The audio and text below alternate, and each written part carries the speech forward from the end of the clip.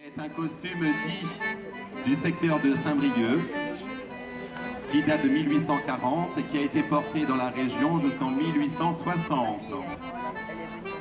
Donc comme vous pouvez le voir, c'est assez coloré au niveau des dames puisque nous avons beaucoup de bleu avec un corsage blanc qui était une forme de coquetterie pour la dame briochine. Son tablier était en satin moire, souvent de couleur bordeaux, avec des petits motifs parfois. La coiffe, dite la catiole, est assez volumineuse dans son temps. Et il faut vous dire que plus les années passaient et plus la coiffe a rétréci. Vous allez comprendre après par rapport à l'évolution du costume qu'il y a une sacrée évolution dans la coiffe et dans sa taille. Au niveau du messieurs, donc le monsieur, comme vous pouvez le voir, il a des couleurs qui sont similaires au costume de la dame, avec un pantalon à pont, puisque les braguettes n'existaient pas à cette époque-là. Les hommes devaient automatiquement boutonner sur les côtés. Et c'était assez long à mettre le pantalon et assez long à défaire automatiquement. Le chapeau est un grand chapeau pour se protéger du soleil avec une bande de velours. Donc les chemises à cette époque-là étaient en gros coton avec des grands cols. Voilà, costume de région de Saint-Brieuc de 1840.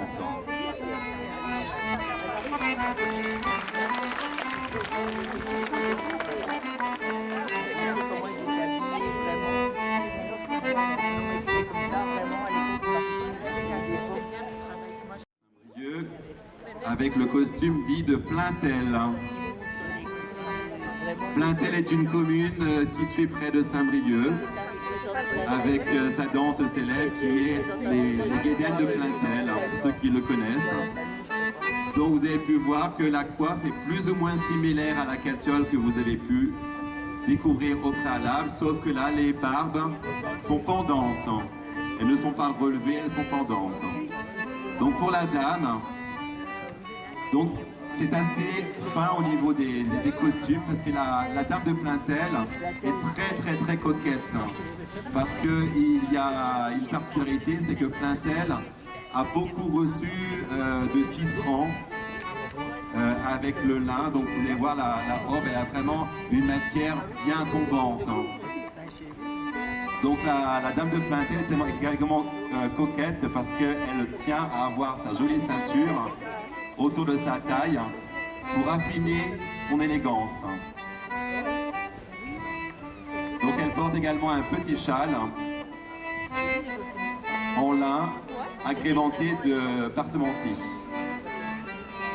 Donc la coiffe, vous avez pu le voir, elle a un bonnet assez volumineux qui cache tous les cheveux du costume de la dame avec une veste dite à la française. Alors il faut vous dire qu'une veste comme ça, c'est près de 40 heures de réalisation pour la faire. Parce que c'est plein de petits plis qui apportent une certaine élégance au monsieur. Au niveau du chapeau, donc chapeau en paille, toujours avec assez grand volume, et le ruban qui caractérise aussi l'élégance du monsieur. Le pantalon est également à pan, puisque nous sommes toujours à l'époque où il n'y a pas de braguette. Voilà, donc le costume dit du secteur de Plaintel.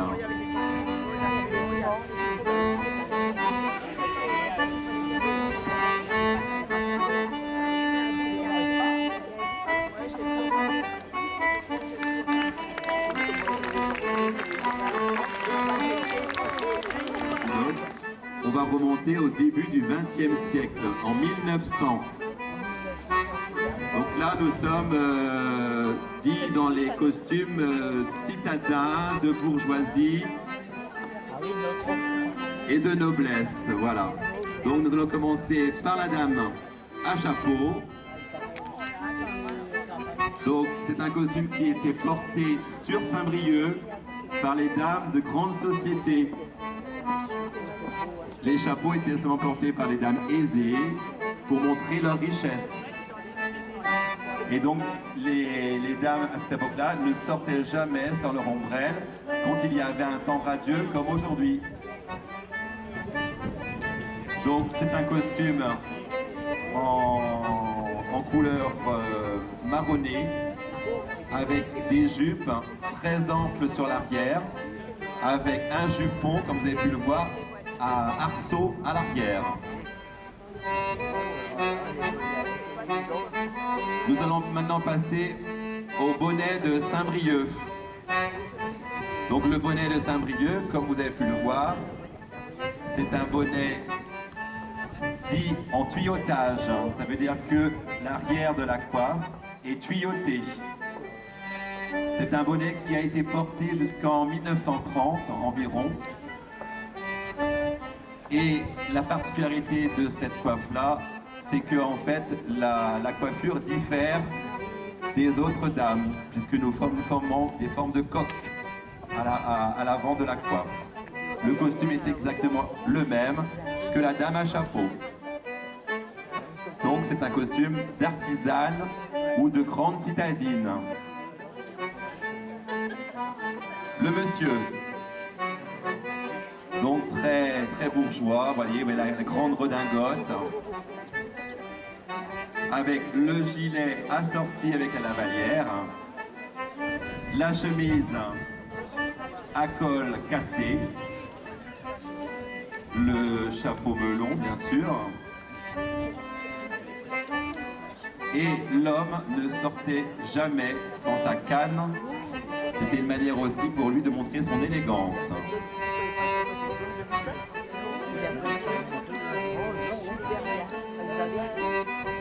Il faut vous dire qu'à cette époque-là, tous les costumes étaient codifiés. Rien qu'en voyant une personne, on savait de quelle classe sociale elle était. Voilà, costume citadin, bourgeoisie du pays de Saint-Brieuc.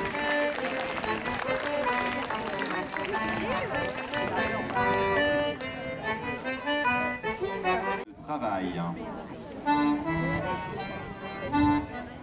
Alors le costume de travail, vous voyez, donc c'est un costume où on est beaucoup plus à l'aise, on est moins étriqué dans son vêtement pour avoir des gestes très amples. Donc le costume de la dame, donc c'est un costume qui date de 1910. La coiffe est appelée la boîte à laver. Alors, je vous laisse imaginer pourquoi on l'appelait comme ça, à votre avis.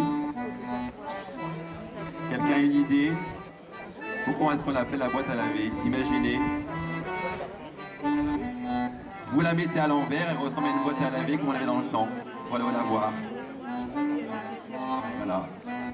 Donc la coiffure est une coiffure dite en catogan. C'est-à-dire que ce n'est pas un chignon, ce sont les cheveux qui sont mis en queue de cheval et qui sont remontés à l'arrière. Donc vous pouvez voir, donc elle a un chemisier très léger, comme ça elle n'a pas chaud du tout quand elle va au travail. Et puis elle met sa petite capine quand il y a une petite brise.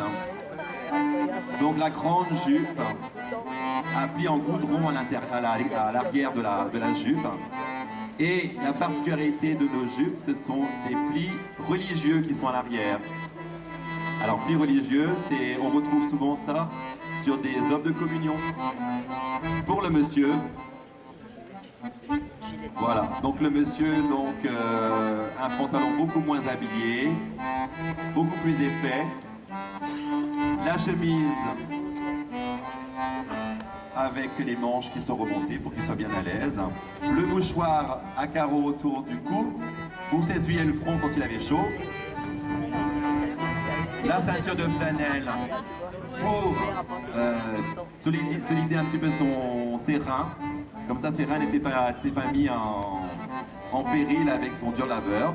La casquette pour se protéger du soleil. Et le gilet pour rendre un peu plus élégant le costume. Et voilà. Voilà, le costume de travail du pays de Saint-Brieuc.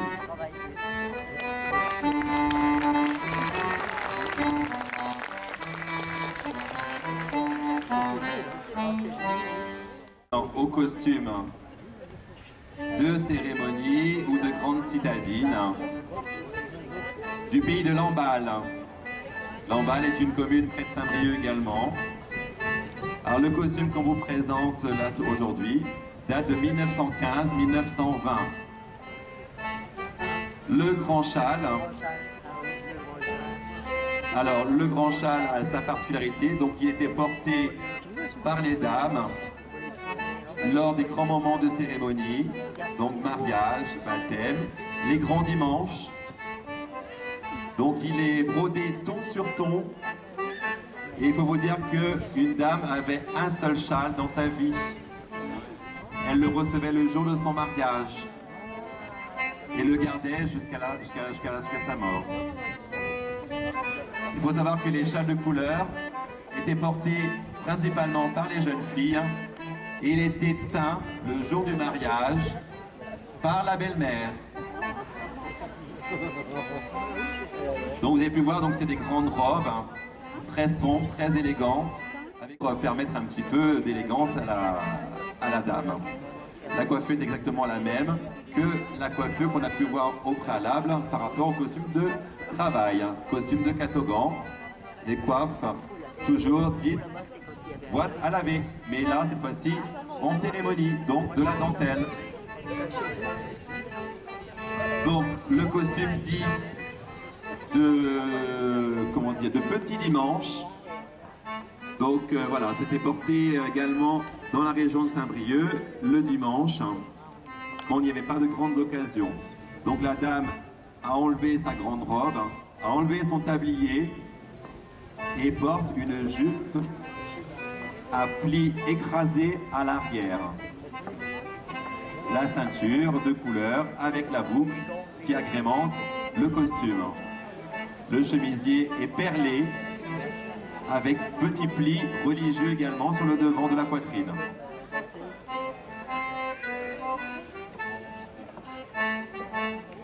Costume du monsieur. Donc la costume dit vraiment de citadin. Donc par rapport à la différence du costume de bourgeoisie, donc là on n'a plus la longue veste, la redingote, on a la veste dite 3/4 avec le gilet de couleur, le nœud papillon, le chapeau de paille pour les bords de mer, et quand on n'était pas au bord de mer, on portait le chapeau melon. Donc ça veut dire que le monsieur, quand il sortait au bord de mer, il amenait systématiquement son chapeau de paille.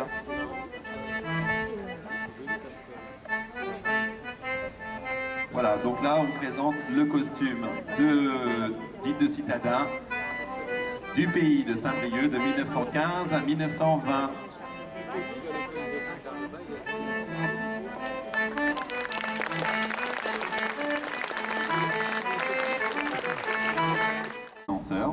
Le costume dit de Jugon-les-Lacs.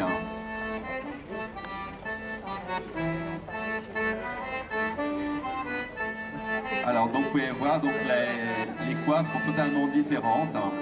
Donc Camille porte la coiffe dite de Jugon-des-Lacs. Donc cette coiffe est en 3 parties. Vous avez la coiffe sur le haut de la tête avec le ruban qui permet à la coiffe de prendre sa forme et la grande cocarde. La coiffure est toujours dite à catogan. Alors les chemisiers, donc là vous avez vu, c'est un taffetas de soie avec plein de petits plis qu'on appelle des smocks. Donc il y a des plis religieux sur les manches et des smocks sur le devant de la poitrine. La jupe est exactement la même que la jupe que vous avez pu voir au préalable. La seule différence, c'est qu'on met un tablier cette fois-ci qui n'est plus de forme rectangulaire, mais de forme ovale. Alors pour la petite, vous voyez, c'est un peu le même style que le costume du monsieur au préalable, sauf que le gilet, il est de couleur pour rappeler un peu les couleurs du chemisier de la demoiselle.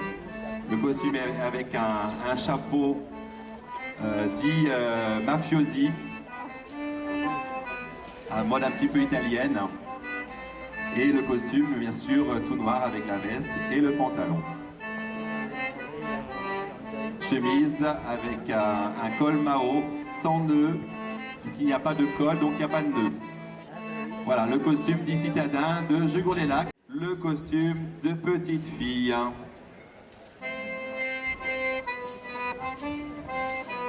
Alors, le costume de petite fille, donc c'est un costume du début du siècle, toujours entre 1900 et 1920. Donc voilà, la jeune fille ne portait pas la coiffe avant sa première communion. La première communion faite, elle avait le droit de porter la coiffe. Avant, elle portait tout simplement des petits rubans dans les cheveux. Donc elle porte une robe unique avec une grande collerette et une ceinture en dentelle. Donc la demoiselle voulait absolument faire comme maman, porter des bottines. Donc elle portait des bottines à partir de 8 ans jusqu'à la fin. Voilà, costume de jeune mineur. Donc c'est une grande cape en gros drap, très lourd, très lourd, avec une grande capuche. Et donc la femme portait la coiffe en dessous. Et en fonction de l'évolution du deuil, la capuche baissait de plus en plus jusqu'à tomber directement sur les épaules. Il faut vous dire aussi que la cape de deuil était offerte par la belle-mère le jour du mariage. Ça faisait partie du trousseau.